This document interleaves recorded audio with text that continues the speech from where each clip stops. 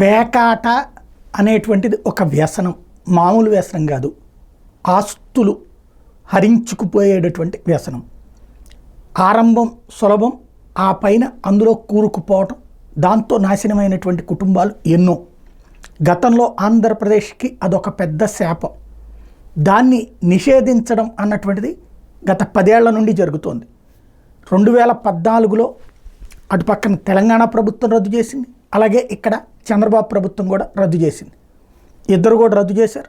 ఆ తర్వాత ఆ రద్దు కొనసాగుతూ వచ్చింది. అయితే కొన్ని క్లబ్బులు అవి ప్రత్యేకించి బాగా ధనవంతులైనటువంటి వాళ్ళ క్లబ్బులు మాత్రం వివిధ ప్రాంతాల్లో డైరెక్ట్ పేకాట అని చెప్పకుండా పేకాట నడిపేవాళ్ళు.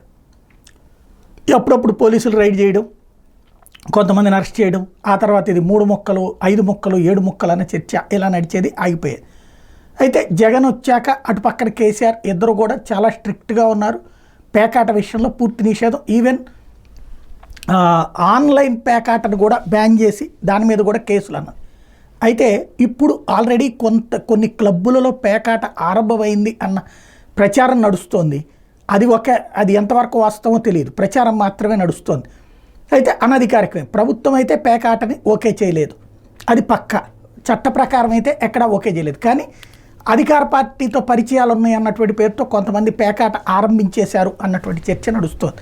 అది ఒక ఎత్తు అయితే, ఇప్పుడు ఒక ఎమ్మెల్యే, అనంతపురానికి సంబంధించినటువంటి ఎమ్మెల్యే దగ్గుపాటి ప్రసాద్ ఏదైతే 4-5 ఏళ్లుగా పేకాట తీసేసేటప్పటికి ఇబ్బంది పడిపోతున్నారు, బాబు గారితో మాట్లాడి అనంతపురం క్లబ్బుల్లోనే కాకుండా రాష్ట్ర వ్యాప్తంగా ఉన్న క్లబ్బుల్లో పేకాట ఆడించేందుకు కృషి చేస్తా అన్నటువంటి స్పీచ్ని వైఎస్ఆర్ కాంగ్రెస్ పార్టీ వైరల్ చేస్తోంది. ఒకసారి అదేంటో విందాం.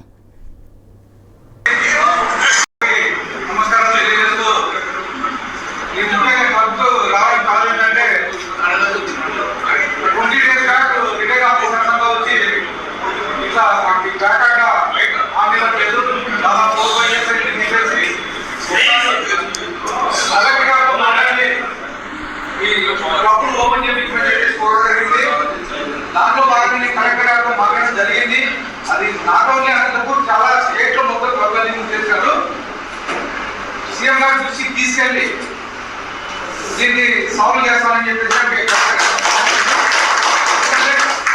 కరోనా టైంలో ఈ ప్యాకెట్ లేక చాలా రిటైర్డ్ ఎంప్లాయీస్ లైఫ్ స్పాన్ తగ్గిందని చెప్పేసి చాలా మంది తెలియజేయడం జరిగింది.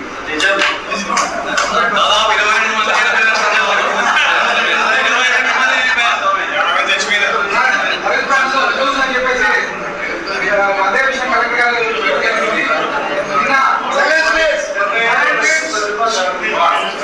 అలాగే పాత ఎస్పీ గారి దగ్గరికి నేను సుధాకర్ బాబు గారు వెళ్ళి క్లబ్ విషయం గారిని తెలియజేయడం జరిగింది.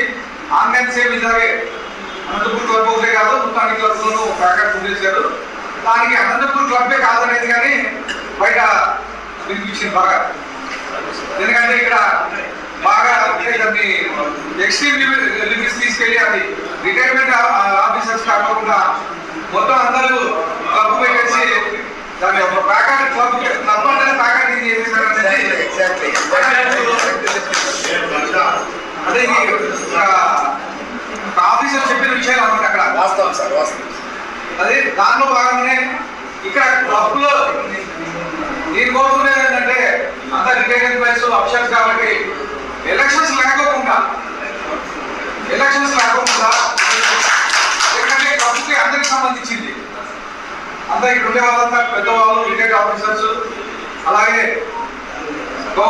సంఘంలో గౌరవం ఉండేవాళ్ళు. కాబట్టి ఎలక్షన్స్ లేకోకుండా ఎవరైనా మంచోళ్ళని చూసి మిగతా పోస్టులు అంటే వాళ్ళు వీళ్ళు ఇదే కాకుండా అంతా కలిసి చేస్తే హ్యాపీగా ఉంటుందని చెప్పేసి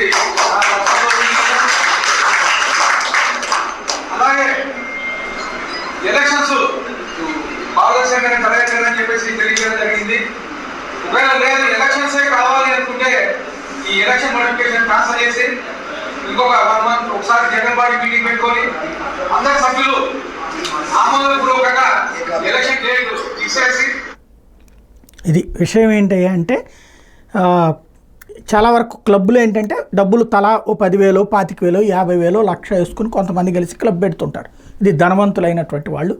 అధికార యంత్రాంగాలు ఉన్నటువంటి వాళ్ళు ఉన్నారు.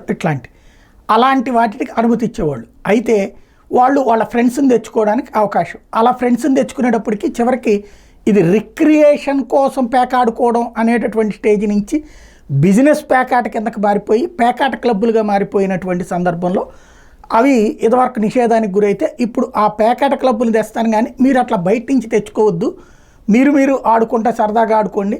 కొంతమంది అంటే పేకాట ఆడకపోవడం వల్ల ప్రాణాలు కూడా కోల్పోయారట.